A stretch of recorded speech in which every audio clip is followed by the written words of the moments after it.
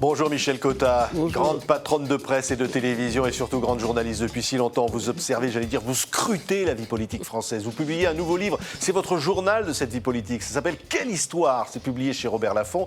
Mais quelle histoire que cette élection présidentielle, que la victoire d'Emmanuel Macron. Vous reprenez ce mot de François Bayrou, alors que François Fillon est en train de chuter, il vous dit c'est stupéfiant. Oui, tout est stupéfiant dans l'histoire. Rien ne s'est jamais passé comme prévu, bien sûr, mais rien ne s'est jamais non plus passé comme avant. Avant, vous vous rappelez, pour être élu à la présidence de la République, il fallait ce qu'on appelait les gros bataillons. Emmanuel Macron est arrivé sans rien 9 mois plus tôt. Il fallait se présenter plusieurs fois, comme l'ont fait Jacques Chirac. Oui. Il fallait même avoir un certain âge. Voilà. Et là, d'un coup, tout est bousculé. Tout est bousculé. La personne qu'on attend à droite, à l'issue des primaires, est pratiquement assurée, tous les journalistes le disent, elle est pratiquement assurée, ça a été François Fillon, de gagner sans problème. D'ailleurs, je vous interromps Michel, vous dites le 27 novembre, Fillon est tellement fort qu'il est au centre de la vie politique après sa victoire. Et tout à fait, et donc c'est parce que je pense quand même que l'analyse nécessaire est la bonne. C'est ce qu'a fait Macron en regardant la vie politique avec son plus jeune âge et en se disant, voilà, les partis traditionnels, c'est terminé. Et d'ailleurs, la preuve, c'est que les primaires, finalement, ont été et à droite et à gauche, des élections qui ont plutôt déséquilibré chacun des camps. Alors bien sûr, quand François Fillon a été élu, on pouvait ne pas s'attendre à ce que... Oui, parce que depuis, il y a eu l'affaire Pénélope. Depuis, il y a eu l'affaire Pénélope, il y a eu les emplois fictifs, etc. Mais cette chute, déjà, du leader qui avait été choisi par la droite est stupéfiante. Le fait que donc ce soit qu'un jour un président dise je ne me présente pas, je ne peux plus me présenter. C'est François Hollande. Et qu'il y ait une primaire à gauche qui détermine le plus petit commun dénominateur, je veux dire celui Benoît Hamon n'avait a priori aucune chance d'être le représentant du Parti socialiste. Et au fond, on s'est aperçu que la stratégie de Macron qui était, voilà, il y en a assez, tout ce qui vient de la droite est mauvais pour la gauche, tout ce qui vient de la gauche est mauvais pour la droite, c'est fini. Et on s'est aperçu que ça correspondait quand même à un vœu intérieur des Français. Oui, ce qui est incroyable, c'est que vous dites, au moment François Hollande ne croit pas en Emmanuel Macron. Il n'y croit pas. Il n'y croit pas pour tout de suite. C'est-à-dire, il l'aime beaucoup. Et d'ailleurs, son directeur de cabinet aussi, Jean-Pierre Jouyet, enfin, le secrétaire général de l'Élysée aussi, y croit énormément, mais pas pour tout de suite. Voilà. Au fond, on a l'impression qu'ils sont en train de couver leur poussin pour les années 2022. Et jamais François Hollande ne pense qu'effectivement, on a quelque chance de se présenter comme ça, en déclarant sa candidature moins de 9 mois avant, et pour tout de suite.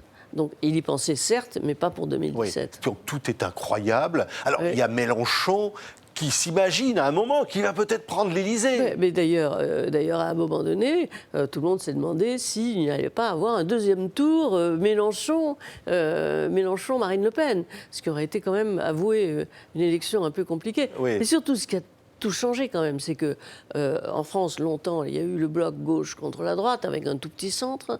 Et puis, ce qui a changé, c'est que tout ça a explosé en 4 partis. En 4 partis, 2 à gauche, 1 au centre, 1 à droite. Ce qui fait qu'effectivement, tous les pronostics ont été déjoués et que chacun des 4 est arrivé autour de 20%. Oui. Ce qui est incroyable, c'est aussi Marine Le Pen, vous en parliez, alors que les populistes triomphent à peu près partout en Europe, elle arrive tout de même au second tour, et puis c'est l'échec. Oui, elle arrive quand même au second tour, il faut quand même se rappeler. C'est elle, là pour le coup, c'est elle qui a été mise en échec par le fameux débat présidentiel avec Emmanuel Macron. Mais autrement, ces troupes restent, elles sont bien quelque part, ces troupes. Et on s'en aperçoit dans les élections locales. Sauf récemment en Corse, où effectivement le Front National a disparu. Donc il faut voir si c'est la chute de la maison Le Pen, si vous voulez, avec une naissance d'une autre extrême droite, avec après tout Philippot, etc., ou si Marine Le Pen arrivera à retrouver de l'ascendant sur ses troupes, mais ce qui n'est pas dit à l'heure qu'il est, ce qui n'est pas sûr à l'heure qu'il est. Oui, ce qui est incroyable, c'est que finalement, ces partis traditionnels, dont vous dites d'ailleurs que Emmanuel Macron avait vu la fin, aujourd'hui ne sont plus rien. Alors, on vend le siège social du Parti socialiste comme des républicains. Et on voit aujourd'hui donc Laurent Wauquiez, d'ailleurs qui est l'homme dont vous parlez dans la première ligne de ce livre, qui va organiser les primaires de la droite, et que vous dites qu'il était déjà à l'extrême droite des Républicains. C'est l'expression que vous employez, Michel Cotta. Oui, il faut classer les choses.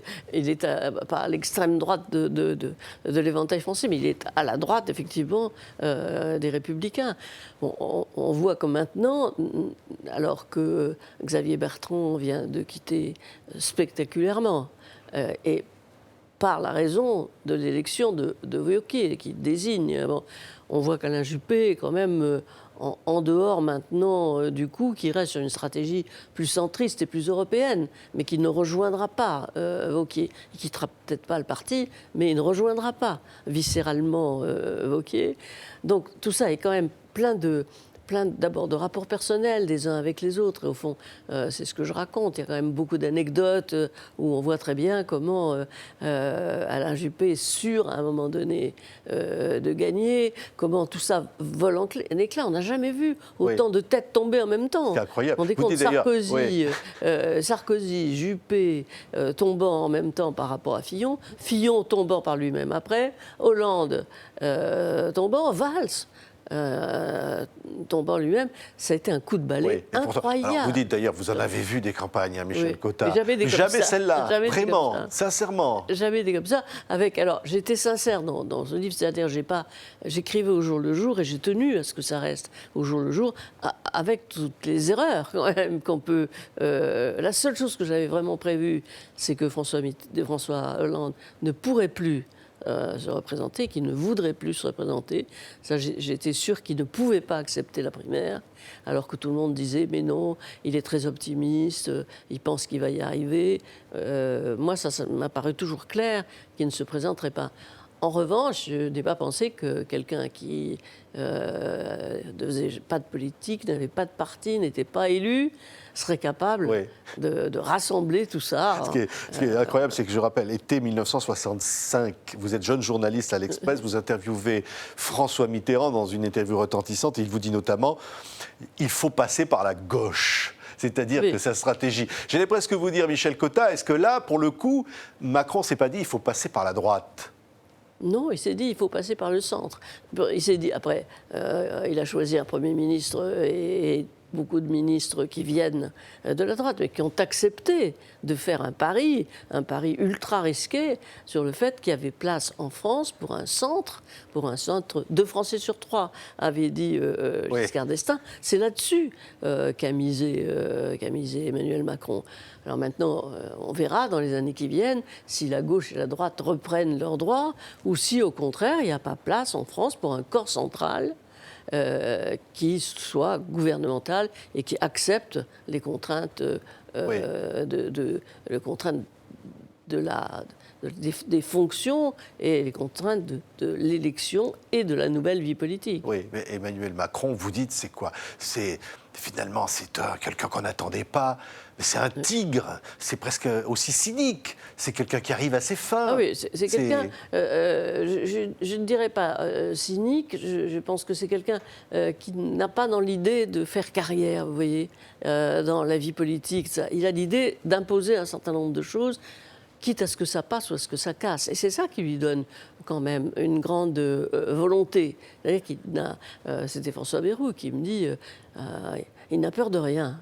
Il n'a peur de rien. Alors, évidemment, après, on verra. D'abord, il faut des résultats. Mais enfin, pour le moment, il domine la vie politique et il pulvérise les partis. Merci beaucoup, Michel Cotta. C'est passionnant, hein. Ça s'appelle « Quelle histoire ?» Grand point d'exclamation. Carnet secret 2016-2017, publié chez Robert Laffont. Votre carnet d'une élection pas comme les autres. C'était un plaisir de vous accueillir. Merci Michel beaucoup. Cotta était notre invité.